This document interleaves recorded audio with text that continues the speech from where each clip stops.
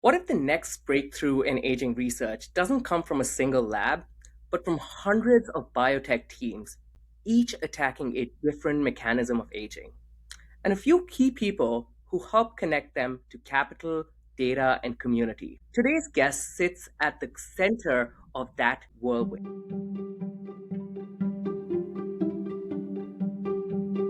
Welcome back to Decoding Longevity. I'm your host, Raghav Sehgal, with my co-host, Macsue Jacques. Hi, everyone. In our last episode, we have explored chronic inflammation and immune aging at the cellular level. Today, we zoom out and explore the ecosystem of aging and research itself. The companies, the science, the unmet challenges, and the bets being placed on future where aging isn't just slowed, but biologically repaired. Our guest today is Dr. Karl, an angel investor, longevity industry analyst, creator of AgingBiotech.info, and a central figure tracking the explosion of biotech companies working on aging and rejuvenation. Karl, it is great to have you on the podcast. It's an honor to be here. Thanks for having me. Well, Karl, your path into aging science is in sort of the traditional academic route, right? So you began in sort of computer science and machine learning, kind of like me, I would say, and then transitioned into longevity, eventually sort of creating one of the most comprehensive public resources on aging biotech, which, by the way, guys, I refer to all the time. So what kind of triggered that shift, and how has your background shaped the way you view aging research as a whole? And especially, why don't you talk a little bit about your experience of being at Google, and how does that sort of shift your experience coming into the longevity field as a whole? Yeah, so, tech background, the reason I started looking around, I had been working on AI for about 20 years, and that's a long time. And at Google, there were two main ingredients that were just sort of part of the breathing the air there, which was, one was that you could really change the world. Like a small team could very quickly do something that had a big impact and could really make a big difference in changing the world. And two, that it was really important to change the world for the better. And there was really a sense of trying to do as much good as possible, especially in the early days. And there was a point at which people started having some more money and thinking about what are the best ways to improve the world, and ranking those sort of objectively based on quantitative criteria. How many lives can you save? How much suffering can you reduce? And so there was, there's some pretty good work on that in development economics, and looking at the people who live on the lowest dollar a day, $2 a day, dying of malaria in sub-Saharan Africa. And you could do a lot and save a lot of lives per dollar of effort or money. But it turns out aging is very competitive because of the number of people who died from it. It's just the top killer, 2/3 to 70+% globally, 90+ developed countries. I was very attracted to aging as aging biology as a field, just because I'm a sort of a scientist and tech guy more than I am a lobbyist. So I decided to look at that as a next career. And at first I had to learn some biology, and so I just did some philanthropy at first, and then I started investing, mostly because the NIH budgets were dwindling, and it was a way to get more money to early stage. There was a transition happening in the mid 2010s to fund more research from venture money, as those sort of take one step out of academia that would have normally been the last step of an academic study, and then put it into the for-profit world and fund it with venture money instead of government money. So I figured I can start doing that. And then I guess the Google philosophy of sort of making information accessible and public and useful kicked in, and I realized that I had a lot of information that I had looked at and collected just for my investing activities, and it would make the field go faster, which is the whole reason I started getting into the field, to just make that available to everybody instead of keeping that as my own internal secret sauce. And so that's how the website that tracks the field was born. Yeah, so one of the unique things you are known for is, the AgingBiotech, which is the website. So it's a dynamic, public accessible database of companies working on aging and longevity, right? So, what are the major trends that you're seeing right now in terms of scientific approaches and business models? Do you want to talk a little bit more of what people can actually find inside this website? Yeah, so AgingBiotech.info is just an open, nonprofit, completely free. There's no transactions, there's no memberships, there's no logins. You just go there and it's got lots of information. I think that it started off as just a list or a table, a sort of flat file database of all the biotech startup companies working specifically on aging and longevity were the associated targets and pathways. But over the last 5 years, it's expanded to sort of be a one-stop shop for essentially everything important in the field, in specifically the biotech sector of the field. So where biotech is the slice that sits between the academia, where the fundamental scientific things happen, and the clinic, where people actually get prescribed medicines that are available on the market. In order for any of the scientific advances in academia to actually help cure diseases in millions of people or save millions of lives, they have to go through the step of being in a company that helps prove it and scale that up. It turns out that middle step is actually not intractable for even one person to track and organize. And so there's about 20 tables on the site now. It's got the companies, all the nonprofits, so what charities you can donate to, both the ones that are actually doing scientific research themselves, like the Buck Institute, and those that are doing advocacy, like what was Lifespan.io is now Lifespan Research Institute, and A4LI, the lobbying organization, et cetera, et cetera, et cetera. There's a whole bunch of them. There's dozens of nonprofits, but then also the conferences, the best podcasts, including this one, the best books, a list of people to follow on social media. Almost all the tables I try to rank in a sort of objective fashion, and I try to have objective scopes that delineate what is allowed to go on that table and what isn't. And those are usually in some subtab explaining the scope. And so, for example, for the companies, what counts as a biotech company that's in the aging longevity space versus all the other biotechs in the world? And the litmus test there is essentially the geroscience hypothesis, which is really more of a geroscience paradigm now, which is basically that the target or the mechanism of action has to be something that is a fundamental aspect of aging that underlies multiple chronic diseases of aging. And so sort of everything that either has those targets or those mechanisms primarily, or if it's a so early stage startup that they're not sharing what they're doing, but their mission, and they say we're solving aging or we're doing rejuvenation, you give them the benefit of the doubt until it is clear what they're doing. So anyway, that's the site. So that's the sort of second part of your question. The first part of your question was sort of what trends and stuff. I mean, the important things for people to, and the site helps, looking at the companies helps make this clear to people, but there's a couple different ways to break down the field. Like there's the difference between slowing aging, and of course there's probably more than half the field is tweaks to metabolism that are trying to slow down rate of aging, versus taking some very narrow molecular sub-aspect of aging and trying to reverse that by clearing away damage or regenerating some kind of lost cell or something like that. These are two high-level things, and so of course lots of trends right now. There's things like epigenetic programming being hot. There's lots of stuff on metabolism, especially since GLP-1s are making so much money. So there's a lot of stuff on muscle because of GLP-1s cause muscle loss.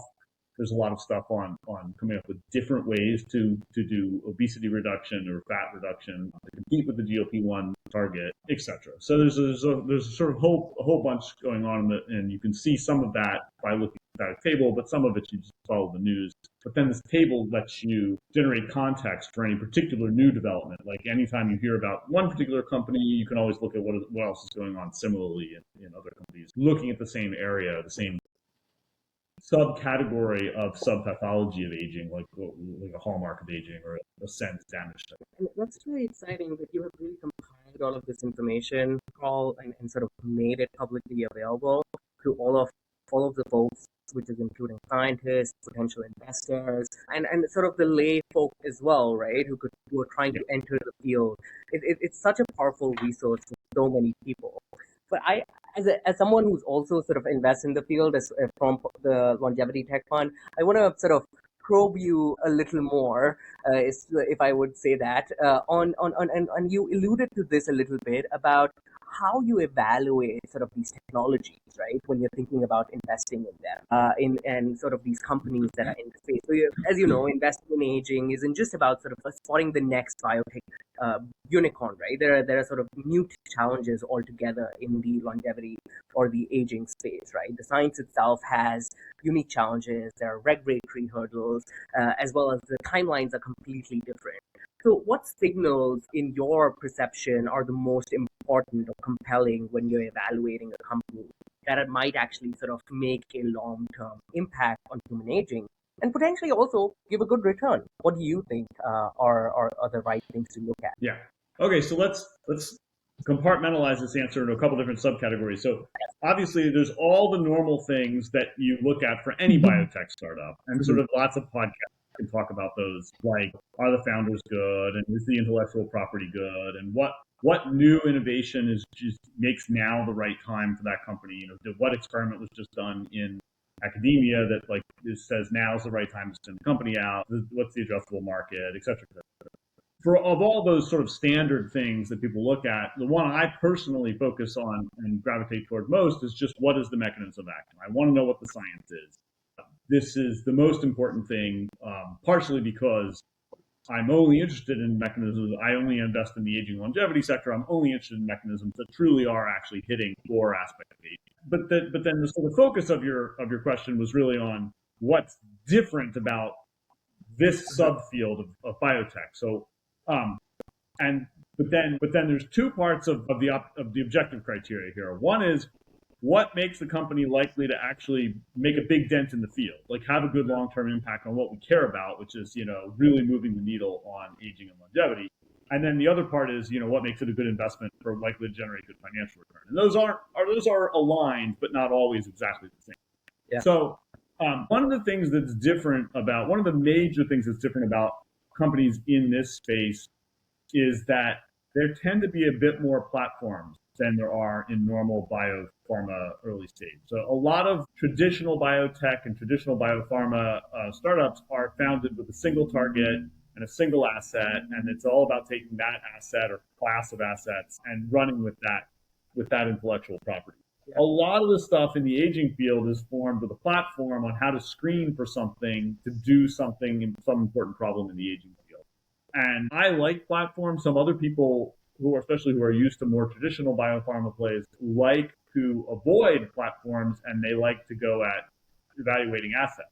And in some ways, it's reasonable, because once you get into clinical trials, your lead asset is determined 70, 80, 90+% of the likely success of the company. But of course, many of the platforms are actually really good. And what a lot of the founders who get into this space really care about is making a long-term impact on the field. And so in a lot of those cases, they want to make sure that whether or not the lead asset fails or succeeds, that the platform doesn't get lost. And so there's a lot of, more than in the rest of biotech, a lot of the founders are scheming ways to spin off the lead or partner it away or spin off the platform to keep it separate from the life or death of the lead, so that other things come along behind it. And some investors are drawn to that. I am, because I'm more interested in the success of the whole field, but others are not. And so there's sort of a mix, and some of us are funding companies. But so in terms of that, like, you want to evaluate that platform. Like, is it a good platform? Can it screen well? Are they using the right signals that are the most important?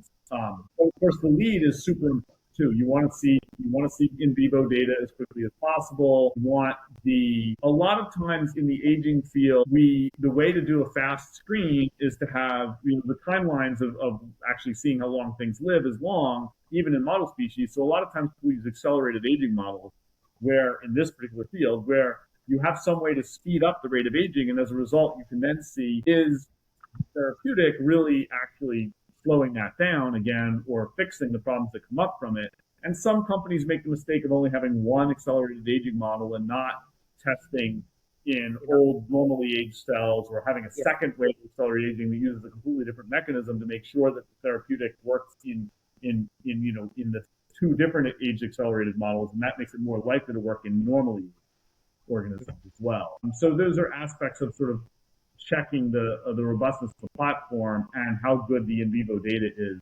that they're basing the lead on. In terms of going to market, because you have to go to market with a specific disease, and we can dive into this, talk about it more. The promise of this field is that you get potentially multiple bags of gold at the end, right? You still have a small chance of success of getting through clinical trials, but because you're attacking pathways or mechanisms that underlie multiple age-related diseases, whatever indication you first get approval for is a certain addressable market, but there's a big promise that you're really actually going to be able to address multiple other indications with the same asset. And as a result, you're not just going to have the windfall of a normal biotech, but you're going to have manyfold that windfall, is the hope. I love what you mentioned about, the aging being able to target a whole bunch of diseases, because it really is the root cause of it all. And we can appreciate the difficulty in, going from models of accelerated aging, because we can't do the same as humans, right?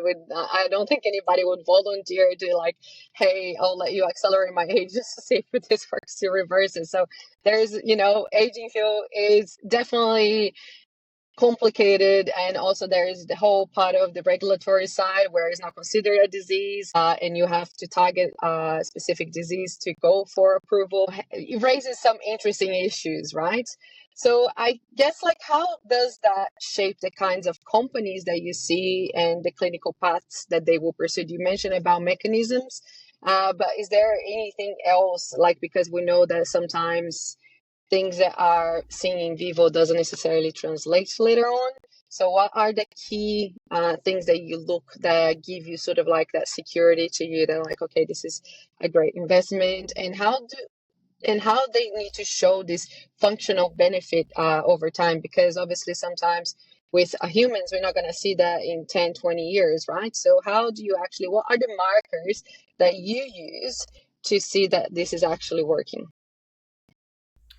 Yeah, so I think that there's probably a different answer for the category of slow aging therapeutics, right? The ones that are meant to slow aging by a certain small amount probably need different tests. And of course, this is one of the reasons for the explosion in the biomarkers world, right? We want surrogate endpoints eventually so that you can test out interventions and not have to wait a long, long time. I tend to focus all of my investing in the area in the reverse aging, rejuvenation type therapies that are usually targeted at a single aspect of aging, a single hallmark or a single sense damage type, and sometimes a single type in a single tissue type or a single cell type. So, for example, killing senescent cells or reversing the epigenetic profile via partial reprogramming, or degrading certain kinds of toxic small molecules, or degrading or removing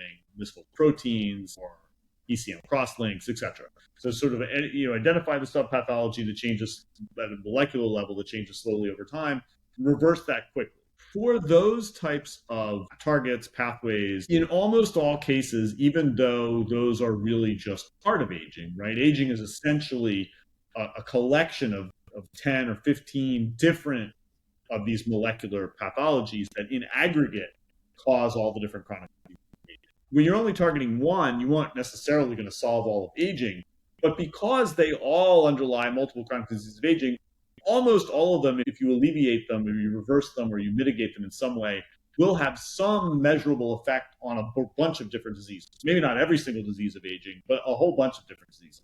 And so it's really just a question of all these companies that have some particular individual reversal just need to figure out which are the diseases that are most strongly downstream caused by that particular molecular pathology of aging, and then to pick one to do their clinical trials after doing a bunch of science to figure out exactly what measures they can see. So, for example, there's lots of data on what slow buildup of long-lived senescent cells contributes to from a disease point of view. Kirkland has a slide with 20-some plus conditions. Some of the two of the ones that get most commonly discussed are idiopathic pulmonary fibrosis, which clearly has a bunch of senescent cells implicated, and chronic kidney disease. But there's a bunch of others. And so, the companies working on Senolytics will pick one of those or some other diseases, and then they'll go to clinical trials with that particular disease.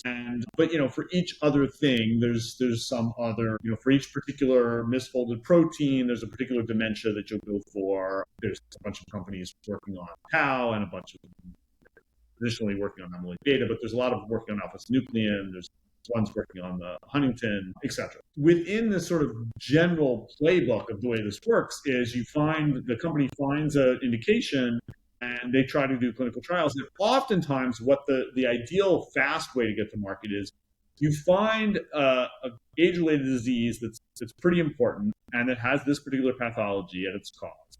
But then in addition, you find some rare variant of that disease which is faster, which is sped up in some way.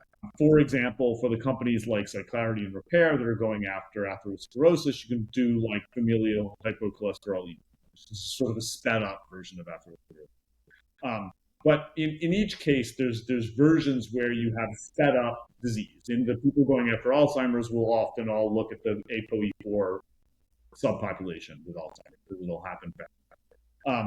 But oftentimes you can actually find a rare orphan designation disease, which is so rare that you can get like sped through clinical trials. So if you have a muscle play, you go for a rare muscular dystrophy, like Juven is going for DM1.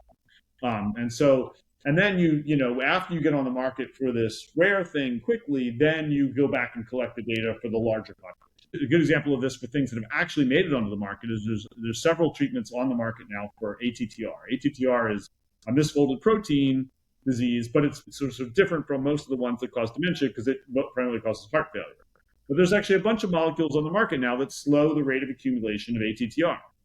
And most of them got on the market with the indication of this rare form where there's a mutation in the gene that causes ATTR to misfold more commonly. And as a result, you get the ATTR pathology faster. But it's the same pathological molecule as you get in wild type normal humans that just don't get it as quickly. And so most people believe that those treatments will help the people who don't have the rare disease, but it's only approved initially for the rare disease. And that's the sort of template that goes throughout the industry. That's a really good point. And so to my last probably question here for you, Karl,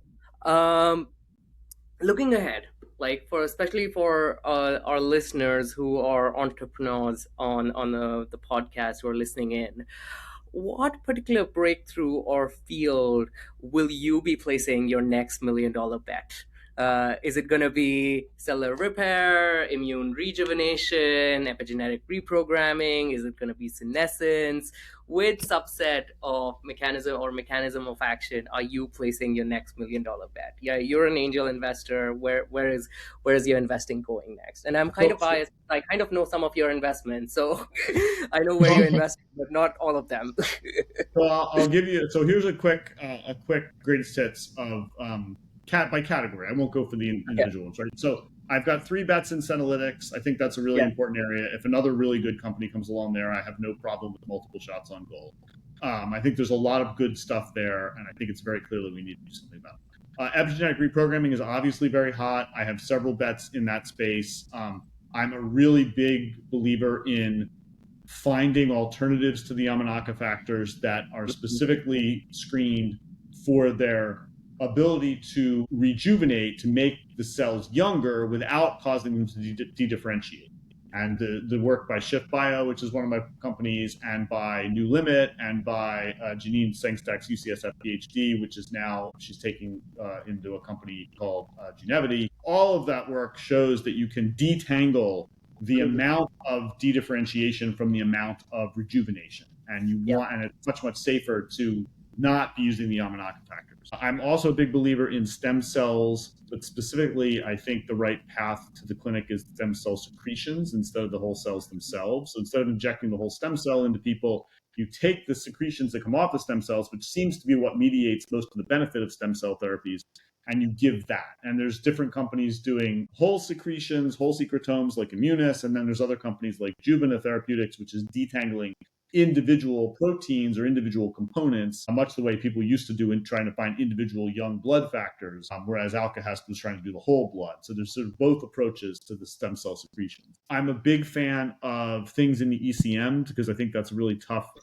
part of aging, and unfortunately there's not very many companies that are doing good things there. Revel is is breaking cross-links and other toxic things that are outside of the cell. So that's great. So those are all things that I've done and liked. I like the companies that are reversing atherosclerosis. I'm in both of those, repair and clarity. There's a couple areas that I'm really interested in that I haven't found a good winner for yet. I know there's about half a dozen companies that are trying to do thymus rejuvenation. So trying to rejuvenate the immune system by rejuvenating the thymus. And there's both research in academia that's yet to spin out into a company and a bunch of companies working on that. And I found one company at one point that I invested in, but then it pivoted away from that. So I'd love to see more work there. And most of those companies are pretty early stage still. I think that mitochondria is super interesting, and I wrote a report on the current state of that early 2024. And there's lots of good stuff going on there, both mitophagy induction, but also mitochondrial transfer. So, young, fresh, healthy mitochondria being injected in. But there's several other mechanisms of action in mitochondria that are useful. So I'd love to see more work there as well. We always ask this question, or we've started to ask this question, Karl, now, which is, if you would like to recommend someone who should come on to this podcast to talk about their science or the work that they're doing in the longevity field, could be one person or maybe a few other, who would that be? Anyone at the top of your head. Could be one person, could be a group of people, could be a company that you think that you're really excited about, could be few companies. Feel free, whoever you think you're really excited about in general. I think it would be great for you to have, just because of the importance of epigenetic reprogramming, I think it would be great for you to have Janine Sengstack on to talk about the work going on at Genevity, because I know you had one episode on Shift Bio's single rejuvenation factor, and her PhD at UCSF, which was mentioned in the episode, is one of the other ones that has demonstrated just a single factor having an effect. She found 4 with her PhD. And so they're commercializing that in Genevity, and I think that's great. I also think it would be great for you to have Matthew O'Connor from Clarity on. There's a new edited volume coming out from Springer Nature this year, and several of us wrote book chapters for it. And his chapter is a real tour de force on all of the different kinds of molecular damage that underlie cardiovascular disease. It's almost like a double-click expansion on Aubrey's ideas from the 2000s in terms of the SENS framework, but drilled down specifically onto this particular area, this particular system, the cardiovascular system, and going to one level deeper on sort of all the different molecular subtypes. I think the field needs something like that for every part of the body. So I love seeing it, and I'd love to hear him give that some more airtime. I will tell you this, that great minds think alike, Karl, because we've already had Oki on our podcast, which is Matthew O'Connor. Maybe you did. Maybe that's why I'm thinking of it. That is correct. I listen to so many podcasts every week, and I sometimes forget who's been on what.